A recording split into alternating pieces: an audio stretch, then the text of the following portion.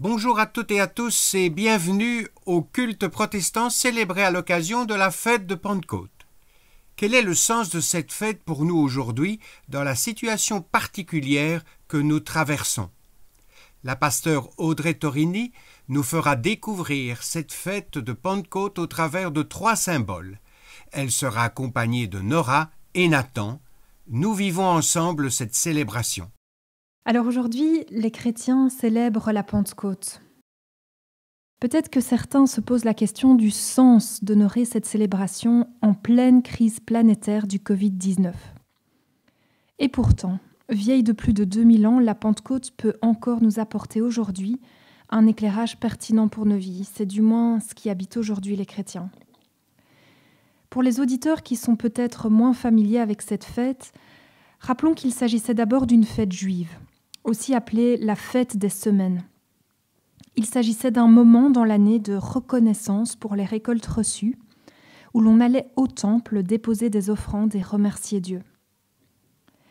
Avec le passage du Christ, cette fête va ensuite prendre une nouvelle dimension, un nouveau sens, que je vous propose de peut-être revisiter aujourd'hui au travers de 3 images, de 3 symboles, pour essayer de comprendre le sens de la Pentecôte.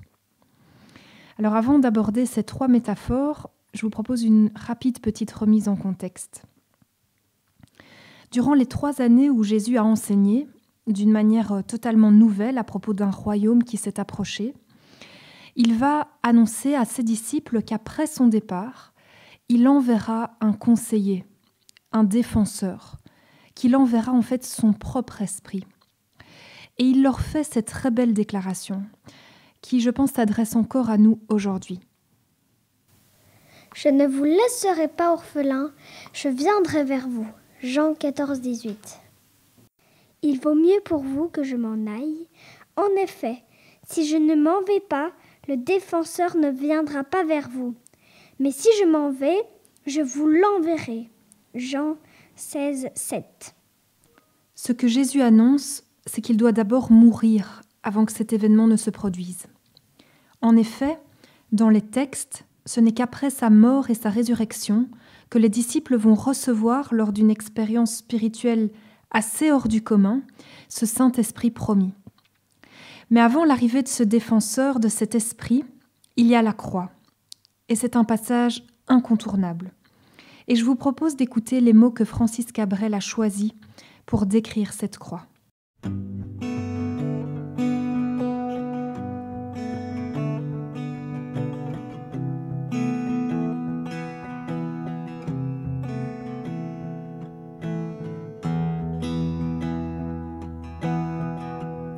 Une colline comme il y en a partout.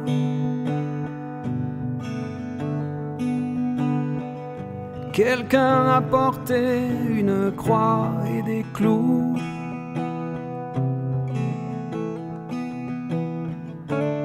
Les gens se pressent et restent là debout.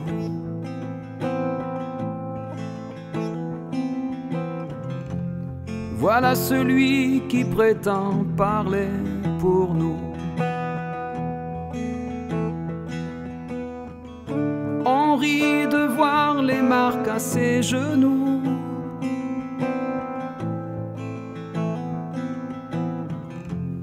Dans chaque cœur, il peut faire un froid d'igloo.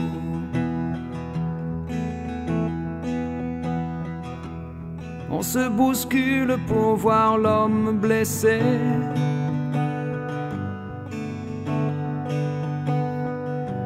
Ce qu'il murmure avec son regard baissé.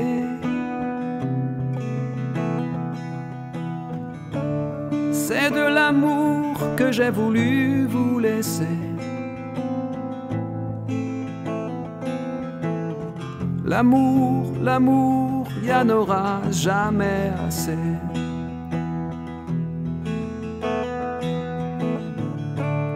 Il est partout, sous chaque étoffe froissée.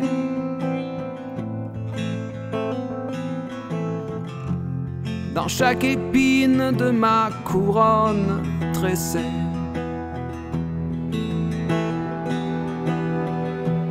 Les hommes soudain se sont montrés pressés. On l'a fait marcher vers cette croix dressée. Ses mains qui n'avaient jamais fait qu'embrasser.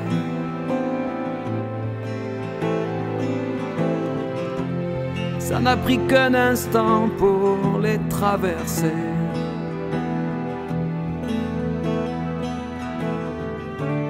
Je vous laisse à ces quelques larmes versées.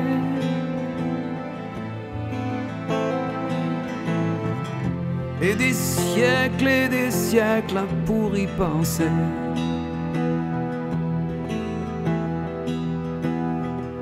Les mots glissaient de son visage penché.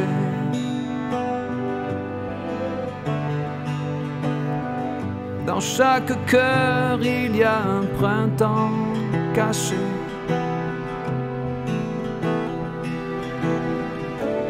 C'est le trésor qu'il vous faudra rechercher.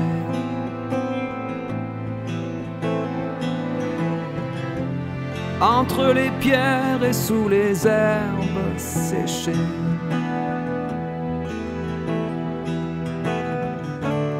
Pour le faire boire, un homme s'est approché.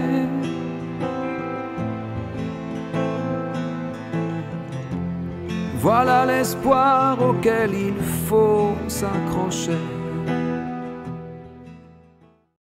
Dans chaque cœur, il y a un printemps caché, nous dit l'artiste. Cela décrit bien ce que signifie la crucifixion pour les chrétiens. La croix vient proclamer à l'humanité l'existence d'un amour qui endure tout, qui espère tout, au point que derrière les glaces et le givre de nos vies, les blessures ou les duretés de cœur, le prisme de cet amour nous permet d'entendre le murmure de l'eau qui coule sous la glace, tel un printemps qui s'annonce. Et en cette période de pandémie mondiale, beaucoup de glaces peuvent venir s'installer en nous. La glace de la peur, la glace du repli, la glace de la méfiance. La Pentecôte vient nous rappeler que peu importe ce qui nous habite, nous pouvons espérer un printemps, une fonte des glaces, car cet esprit vivifie. Le premier symbole qui nous permet de comprendre la Pentecôte et ce don du Saint-Esprit, c'est bien celui de l'eau. L'écrivain Tolstoï, dans son roman Résurrection, décrit la nuit de Pâques en Russie en mentionnant que l'on sent et on entend le murmure de l'eau sous la glace. C'est un symbole d'espérance. À la Pentecôte, c'est comme si ce flot d'amour était donné en abondance. Et je vous propose d'écouter à ce propos la description qu'en fait le théologien alsacien du XIVe siècle Jean Tollet. Le Saint-Esprit vint dans les disciples avec une grande richesse, une plénitude débordante, les inondant intérieurement, comme si, après avoir retenu les eaux du Rhin par un barrage, on enlevait brusquement celui-ci. Le fleuve se répandrait à plein flot, jusqu'à déborder sur les rives, comme s'il voulait tout noyer, tout couvrir, et il remplirait toutes les vallées et tous les fonds qu'il trouverait devant lui. C'est bien ce que représente le Saint-Esprit pour les chrétiens. Une eau qui abreuve, un symbole de vie, de renaissance, qui vient féconder nos vies intérieures par un amour hors du commun, et combler les vides, inonder les vallées, abreuver les déserts intérieurs. Et je vous propose d'écouter ce chant interprété par 3 membres de notre communauté qui dit « Seigneur, crée en moi un cœur pur ». Create in me a clean heart, O God. Let me be like you in all my ways. Give me your strength, teach me your song. Shelter me in the shadow of your wings. For we are your righteousness. If we die to ourselves and live through your death, then we shall be born again to be blessed in your love. Create in me a clean heart, O God. Let me be like you in all my ways. Give me your strength, teach me your song. Shelter me in the shadow of your wings. For we are your righteousness. If we die to ourselves and live through your death, then we shall be born again to be blessed in your love.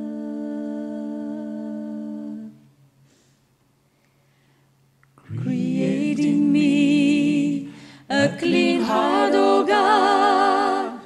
Let me be like you in all my ways.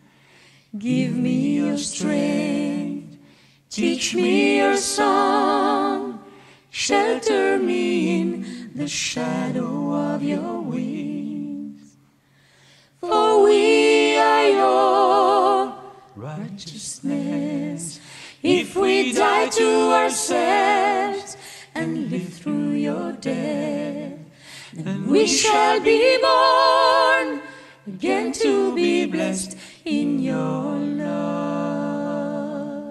And we shall be born again to be blessed in your love. Alors cet amour livré, cet amour donné à la croix, va être matérialisé sous la forme d'un souffle. Voici notre deuxième symbole. Le souffle de l'Esprit était déjà présent dans l'Ancien Testament. C'est Roua en hébreu, le souffle de vie. C'est celui qui vient animer tous les êtres vivants. Chez l'homme, cette vie est caractérisée par l'inspiration et l'expiration. L'Esprit, c'est donc déjà ce don de la vie. L'Esprit est celui qui anime l'inerte, mais aussi qui vient mettre la vie dans ce qui est éteint en nous, dans ce qui est abîmé, brisé, mort. Le Christ dit en Jean 6, verset 63, c'est l'Esprit qui fait vivre. En somme, l'Esprit transforme l'existence humaine en vie pleine. Vivre, ce n'est pas qu'exister, c'est exister davantage. Et dans ce davantage, les chrétiens voient l'Esprit. Nous pensons que la foi est une histoire de vie, et de vie en abondance, comme le dit le Christ. Et l'Esprit est ce souffle de vie qui est déversé et qui peut s'expérimenter. En effet, dans le Nouveau Testament, la deuxième partie de la Bible qui débute avec la venue de Jésus-Christ, cet Esprit va être donné d'une nouvelle manière. Et je propose d'écouter le récit qui est fait de l'événement de la Pentecôte, où ce Saint-Esprit est donné, dans le texte biblique, en Actes 2, versets 1 à 4. Quand le jour de la Pentecôte arriva, ils étaient tous ensemble au même endroit. Tout à coup, il vint du ciel un bruit comme celui d'un vent violent qui remplit toute la maison où ils étaient assis. Des langues qui semblaient de feu leur apparurent séparées les unes des autres, et elles se posèrent sur chacun d'eux. Ils furent tous remplis du Saint-Esprit et se mirent à parler d'autres langues, comme l'Esprit leur donnait de s'exprimer. On sent que ce récit essaye de mettre des mots, des images sur une expérience spirituelle forte. Cet événement est essentiel dans la foi chrétienne parce qu'il marque ce don reçu pour chaque personne de manière individuelle de la présence de Dieu en lui. Voici ce qu'en dit un moine orthodoxe, Lev Gillet, qui met des mots sur cette expérience. Le jour de la Pentecôte, il y a eu le souffle. Et le souffle est particulièrement lié à la parole, notamment à la voix. La voix dit la parole d'une manière très variable selon l'intonation, le rythme, la façon de prononcer. Chaque mot qui vient de Dieu est adressé d'une manière entièrement différente à chaque personne. Chaque parole est transmise et reçue d'une manière extrêmement personnelle. C'est l'Esprit Saint qui donne le ton, la voix, l'intonation à chaque fois différent, car Dieu ne parle jamais à deux personnes de la même manière. Ce souffle, c'est donc cette voix unique qui s'adresse à moi de manière personnelle et qui donne aux croyants cette assurance heureuse que Dieu est proche, qu'il fait partie de lui et qu'il veille, comme le rappelle ce chant. Why should I feel discouraged? Why should the shadows come? Why should my heart feel lonely and long for heaven and home? When Jesus is my portion, a constant friend is He. His eye is on the sparrow, and I know He watches over me. His eye is on the sparrow, and I know He watches me. I sing because I'm happy. I sing because I'm free. His eye is on the sparrow, and I know He watches me. He watches me. His eye is on the sparrow, and I know He watches. I know He watches. I know He watches me. I sing because I'm happy. I sing because I'm free.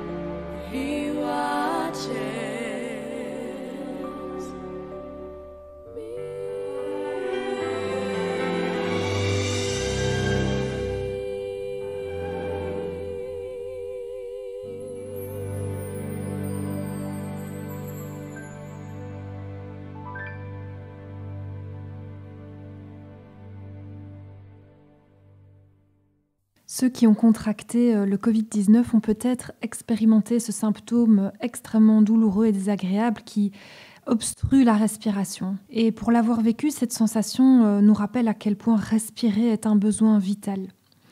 Et je ne peux m'empêcher de faire le parallèle avec ce souffle qu'est l'esprit.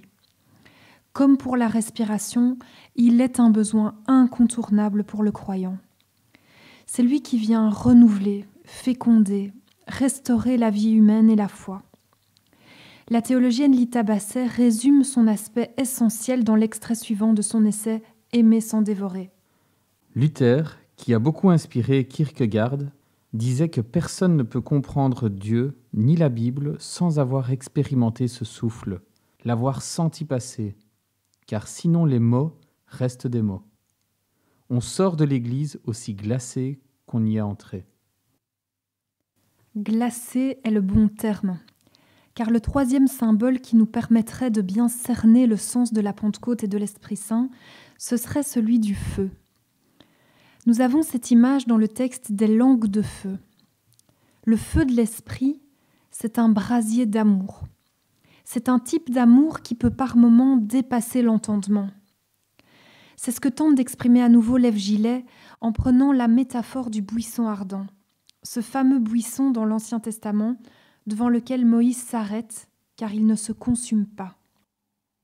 Le feu qui brûle le buisson sans le consumer est un feu qui ne se nourrit d'aucun apport étranger. Par lui-même, il subsiste. Et de lui-même, il se propage à l'infini. Ce feu ne détruit pas le bois du buisson.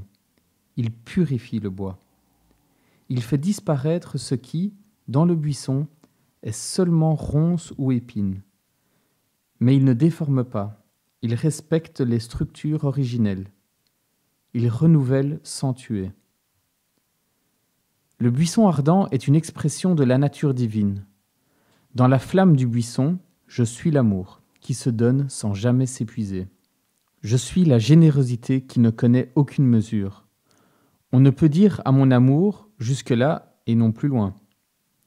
Je suis l'amour qui toujours tend à incorporer et assimiler tous les éléments humains qu'il rencontre. Pas plus que le feu ne détruit le bois du buisson, je ne détruis les hommes que j'ai créés. Je veux seulement faire disparaître ce qui, dans un homme, contredit l'essence de l'amour. Celui qui aime s'unit à ceux qu'il aime. Je m'unis à vous, mes bien-aimés. Et cependant, il ne peut y avoir de confusion entre moi qui suis l'amour et vous qui avez l'amour. Dieu est amour, et nous recevons comme un don son esprit d'amour en nous.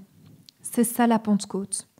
Un amour qui vient nous ouvrir une voie nouvelle dans la manière de vivre nos relations, nos interactions, nos quotidiens, en triomphant de ce qui, comme le dit si bien Lev Gillet, est contraire à cette essence d'amour, et en nous offrant ainsi une liberté neuve, inédite, celle qui nous libère de ce qui est mortifère en nous. Car là où est l'esprit, là règne la liberté, plus esclave, mais libre. C'est ce qu'exprime ce chant a cappella du groupe Voices of Lee. You unravel me with a melody. You surround me with a song of deliverance from my enemies till all my fears are gone. I'm no longer a slave to fear. I am a child of God. I'm no longer a slave to fear. I am a child of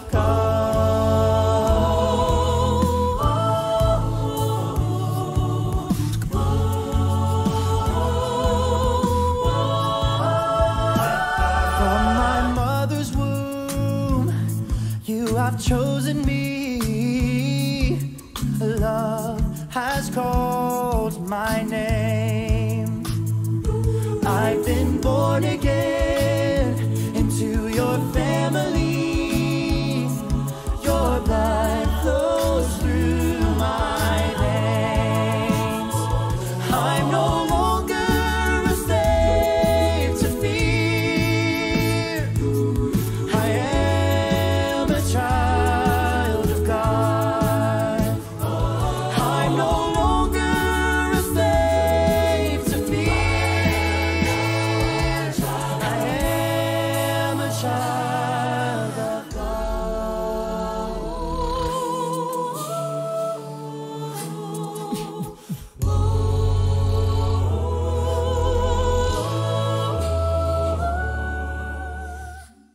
L'esprit est donc cette eau qui vivifie, ce souffle qui parle, ce feu d'amour qui embrase.